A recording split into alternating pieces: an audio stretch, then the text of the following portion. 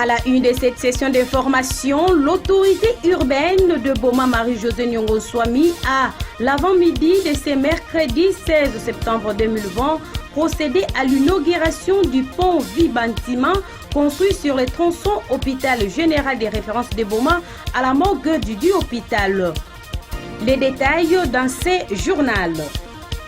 Et dans ce journal, nous parlerons également de ce qu'a été la rentrée parlementaire en République démocratique du Congo, intervenue le mardi 15 septembre, une session essentiellement budgétaire. En tout cas, la présence du sénateur à vie Joseph Kabila Kabange était modèle d'homme d'État, pensent plusieurs analystes politiques. Au quartier Sinaï à Boma, précisément dans la commune d'Enzadi, la présence de quelques caniveaux non tirés commence à inquiéter plus d'une personne. Ces collecteurs d'eau envahis de déchets de tout genre pourraient, lors de fortes pluies, ouvrir la porte à des cas d'inondation. Bonsoir mesdames et messieurs, bienvenue dans cette édition du journal sur la santé radio-télévision. Les 35 ans de protection de la couche d'ozone ont été célébrés ce mercredi 16 septembre 2020. La vie sur Terre ne serait pas possible sans la lumière du soleil. Mais l'énergie émanant du soleil serait trop importante pour que la vie sur la Terre prospère sans la couche d'ozone. Cette couche stratosphérique protège la Terre de la plupart des rayons ultraviolets nocifs du Soleil. La lumière du Soleil rend la vie possible, mais la couche d'ozone rend la vie tellement que nous la connaissons possible.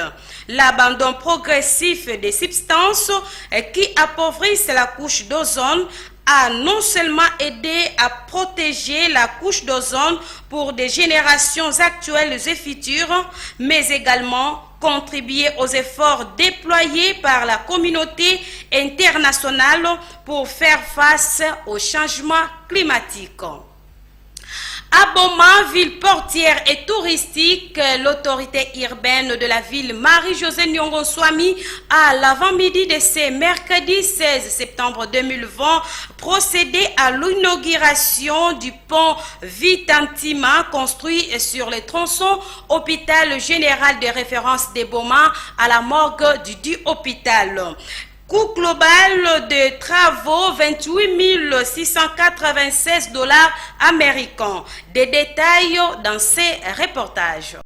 C'est en présence des membres du Conseil urbain de sécurité de Boma, des chefs d'entreprise, du médecin chef de zone de Boma, la presse, les agents au cadre de l'Office des voiries et drainages, maîtres d'ouvrage et autres invités venus pour la circonstance que Madame le maire de Boma, Marie-Josée Nyongoswami, a procédé à l'inauguration ce mercredi 16 septembre 2020 du pont Vibantima.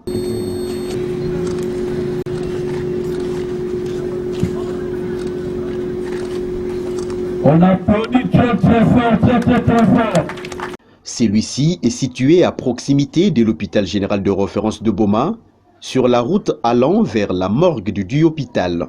C'est à 11 h précises, heure locale, que l'activité a débuté. Après l'hymne national parfaitement exécuté, place aux allocutions.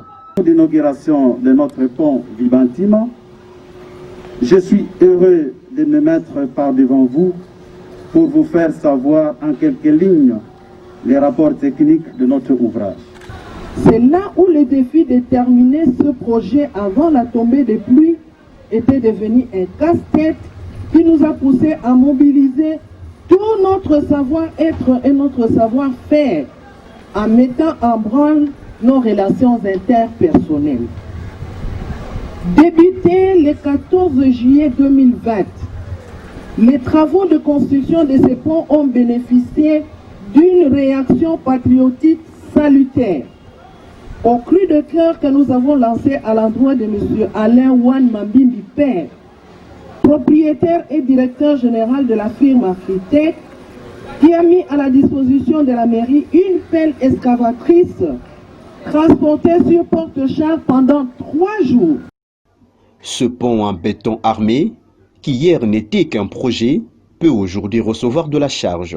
L'œuvre de l'ingéniosité de l'OVD Il a bénéficié d'un travail de qualité en respectant les normes de la construction d'un ouvrage public.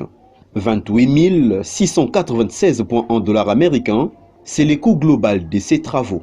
Signalons que la matérialisation de ce projet a également connu le concours de la société Afritech et de la cimenterie de Lukala, Silo en sigle.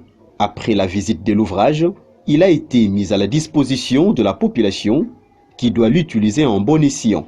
Madame Marie-Josée Nyongoswami, maire de Boma, et Monsieur Damas Nkunga, cadre à la cimenterie de Lukala, Silo en sigle, ont tour à tour livré leurs impressions. C'est Damas Nkunga, je suis en fait le responsable commercial au marketing de la société Silo, ici au Congo central, vers le Mayombe, donc dans le bas-fleuve. Ce que je peux retenir, je salue l'œuvre de Notre-Dame, le maire de la ville de Boma. Et aussi, en tout cas, salue tout le passant de Boma qui vont emprunter le pont, de pouvoir l'utiliser, comme on dit, en bon père de famille. Mais je m'aimerais quand même rassurer une chose, que ce pont-là, comme il a été construit totalement avec du ciment Silou, rassurez-vous que le pont là durera. Parce que le ciment Silou, c'est le ciment de la qualité. C'est une bonne qualité, une qualité qui tient et une qualité qui assure en tout cas. Donc soyez sans crainte. Et pour tous ceux-là qui aimerions bâtir et construire, je leur demande de se rappeler seulement de la qualité Silou, de l'endurance, parce que tout le bâtiment que vous voyez, tout le pont ont été érigés avec le ciment Silou. Beaucoup de portes qui sont venus avec à notre rescousse, mais tout cela pour que nous avons créé un réseau de relations et de confiance avec la notabilité de la ville, qui a fait aussi que nous puissions terminer ça. N'eût été ça. Si c'était avec la mairie seule, on ne pouvait rien faire. Tout ce que nous avons acheté sur fonds propres de la mairie, caillasse, moellons, sable, la benne de la CVM était là de manière permanente. Unissons-nous, la main dans la main. Il est possible que ce que nous trouvons difficile dans la ville, en se mettant ensemble, nous pouvons résoudre beaucoup de problèmes. Revenons sur ces cas. Était la rentrée parlementaire en République démocratique du Congo intervenue le mardi 15 septembre, une session essentiellement budgétaire. La présence du sénateur à vie Joseph Kabila Kabange est un modèle d'homme d'État, pensent plusieurs analystes politiques. Images et commentaires. L'ancien président de la République démocratique du Congo, Joseph Kabila Kabange, a fait un comeback politique en choisissant de se présenter pour la toute première fois, mardi 15 septembre 2020 au Sénat congolais, pour prendre officiellement son siège de sénateur à vie. Le président Kabila est un modèle d'homme d'État, car respecter la Constitution est une chose, mais l'observer et surtout la mettre en application en est une autre, soutient Néhémie Mouilania, le coordonnateur du Front commun pour le Congo FCC, plateforme de l'ancien chef de l'État. Le président avait déjà promis qu'il respectera la Constitution quant au troisième mandat et il a fait, rappel Néhémie Mouilania. Entre-temps, le successeur de M. Kabila, le président Félix Tshisekedi, est au centre d'une controverse concernant une possible violation de la Constitution selon des personnalités politiques, des membres de la société civile, suite au changement qu'il a opéré au sein de l'appareil judiciaire. M. Kabila a fait son entrée au Sénat sous les applaudissements de ses collègues, majoritairement du FCC, mais aussi de l'assistance.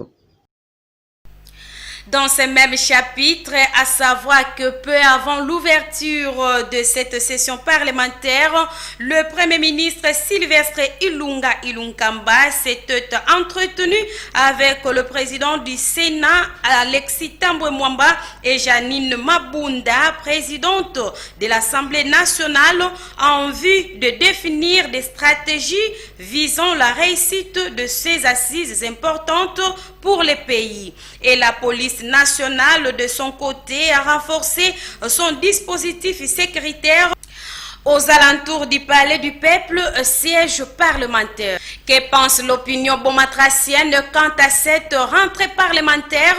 Monsieur Sambale Mwanda Dieudonné s'est exprimé à la presse. Le peuple congolais en général, pourquoi pas bomatracien, nous avons l'obligation d'excuser ce gouvernement qui n'a pas été à même de répondre aux desiderata, pourquoi pas, besoins de la population à cause de cette pandémie Covid-19.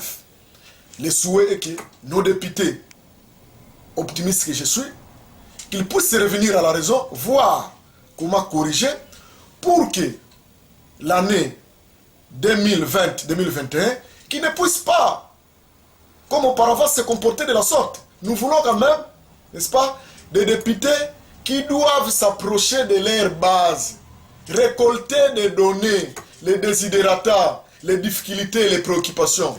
Et je ne sais pas aujourd'hui quelles sont les questions qu'ils vont apporter au niveau de l'hémicycle pour nous, ou sinon pour nos députés de la ville de Boma. Et nous sommes toujours de l'État qui a toujours mis en avant-plan l'intérêt du peuple, les peuples d'abord. Je vous remercie. Propos recueillis par Blaise Poba. Revenons à Boma, au quartier Sinaï, précisément dans la commune d'Enzadi. La présence de quelques caniveaux Nokiré commence à inquiéter plus d'une personne. Ces collecteurs d'eau envahis des déchets de tout genre pourraient, lors de fortes pluies, ouvrir la porte à des cas d'inondation. L'implication de décideurs reste le souhait, car, dit-on, gouverner, c'est prévoir. Regardez. Nul n'ignore que la saison pluvieuse est proche. Les habitants du quartier Sinaï dans la commune d'Enzadi se posent des questions nuit et jour. Comment seront-ils au moment où la dame pluie sera au rendez-vous de suite à ces caniveaux de la place restés non tirés depuis longtemps? Comme on peut l'en apercevoir, ces collecteurs d'eau est quasiment bouché et envahi d'états d'immondices, sable et autres objets pouvant l'empêcher de faire correctement son travail, celui de canaliser les eaux pluviales, surtout dans la période de fortes intempéries. Signalons que, si rien ne s'est fait avant la tombée de pluie, cette situation sera l'une des causes qui pourrait occasionner des cas d'inondation dans ces coins de Boma, comme il en eut de tristes souvenirs des années 2016 et 2017. Bon, jambo na kile déranger tu kwa kuna sina ya ke ba terrasser. Donc ba terrasser ya ke na kusala beto pasi mingi. Beto ke kila kubanga déjà façon mvula kezo na banda. Mvula meka tu mubanda. Oreke kala mutindi la beto inondation do ya ke banda kate na ba terrasser. Le terrasser meka tu mufuluka ngemo na ba maza mekota na beto na kata njo. Ti beto kuza vingila ina kala mu. Ale ya beto na kulomba. Na partie beto dynamique ouais baza ba ku stadi la beto mambo ya po sino beto na kokadia kasi ya kina créer beto ba problème mingi beto na zimisa babima mingi njo kina kubeba donc ba maza kina kuna beto juste même na ba niveau ya ba ceinture ya ba indi donc ya na beto donc ya litadi la beto mambo ya po beto na kokadia kasi donc beto na kunwa na sala mambo ya partie na ndiko kuna kata Sinai donc ba jeune dynamique beto na kunyonga mingi Petrina Moutouvé, l'un soutenir Beto, na kata Sinaï parce que Beto m'a abandonné. Vis-à-vis honorable Wens, mais créer association Nandi, Beto pour soutenir Yandi. Y'a Beto pour proposer Yandi, l'association a dynamique Nandi. Ça m'a coûté tout membre à terrasser. Beto proposer Ken, mais réponse n'est pas pena très kitoko. Hormis ceci, la santé des personnes environnantes reste menacée à cause des odeurs suffocantes que dégagent ces déchets. Au moment de notre investigation, les indignations étaient de part et d'autre. Autre chose, mesdames et messieurs, sur la nationale numéro 1 à la hauteur de Sampa, les caniveaux en construction dans les soucis de protéger la chaussée contre d'éventuelles intempéries se sont transformés en de déversoirs d'ordures puis extrêmement immenses. En tout cas, les constructeurs s'indignent et appellent les auteurs de cet acte à la retenue. Mami Massiala pour ces reportages. Quelques personnes inconscientes déchargent leurs immondices et excréments dans des caniveaux en pleine construction sur la route vers Vert, précisément à la place Sampa à Boma. Les ingénieurs qui dirigent ces travaux et les constructeurs s'indignent de ces comportements.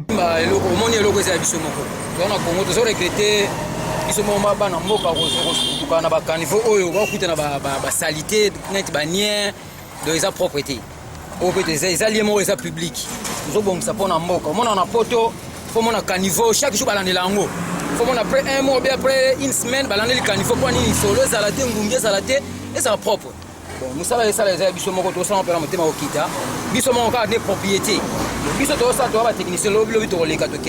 les environs la centre-ville.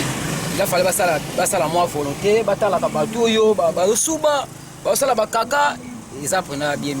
Pourtant, nul n'ignore que l'objectif primordial des dits travaux est de canaliser les eaux qui jadis stagnent sur les macadams lors des grandes pluies pendant la saison pluvieuse, surtout que celle-ci pointe à l'horizon. Raison pour laquelle toute personne animée du sens patriotique condamne avec la dernière énergie ces comportements moins hygiéniques, sachant que la présence de ces déchets dans les dits caniveaux empêcheront le bon écoulement de ces eaux pluviales.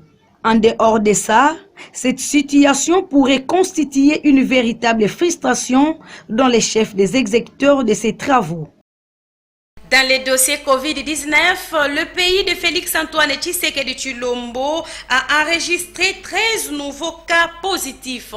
10 401, c'est le cumul à ces jours sur toute l'étendue du territoire national. Regardez.